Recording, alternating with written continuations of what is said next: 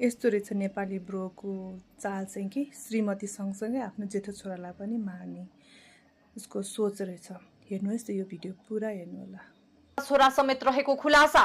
श्रीमती ईश्वरी भुजेलको हत्या गर्ने नेपाली ब्रो भनिने कुमार थापाको निशानामा उनका जेठा छोरा समेत रहेको खुलासा भएको छ। आफन्तका अनुसार कुमारले श्रीमतीलाई मात्रै नभई आफ्ना जेठा छोरालाई पनि कति पनि सहन नथे।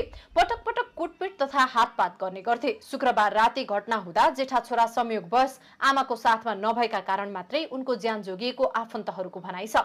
यदि उनी पनि आमाकै स्कुटरमा साथ हुन्थे भने कुमारले उनलाई समेत अप्रिय क्षति पुर्याउने भन्दै परिवारजनले दुःख व्यक्त गरेका छन्। नेपाली ब्रो र ईश्वरी भुजेल बीच विवाह भएको झण्डै 15 वर्ष भइसकेको थियो। नेपाली ब्रो नामले चिनिने उनको वास्तविक नाम भने कुमार थापा हो। 42 वर्षीय कुमार नेपाली रेस्लिङ खेलाडी समेत हुन्। यता उनकी श्रीमती ईश्वरी भने नेपाली सेनामा सुबेदार मेजर पदमा कार्यरत थिइन्। विवाहका केही वर्षहरू राम्रैसँग बिते पनि केही समयपछि कुमारले अन्य युवतीहरूसँग सम्बन्ध बढाउन थालेका थिए। 1 वर्ष अघि श्रीमानलाई एक युवतीसँग रंगे हात फेला पारेपछि ईश्वरीले प्रहरीमा उजुरी दिएकी थिइन्। त्यस घटनापछि कुमार ईश्वरी प्रति झन आक्रोशित बनेका थिए।